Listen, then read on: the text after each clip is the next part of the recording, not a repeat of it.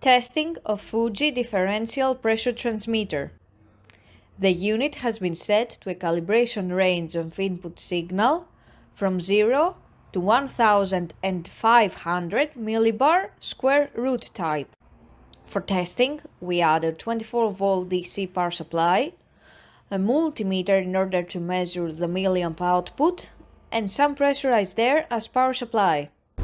By manipulating the input signal, we see that the unit reacts accordingly, and the transmitter outputs the 4 to 20 milliamp output signal, but not in a linear way as was requested.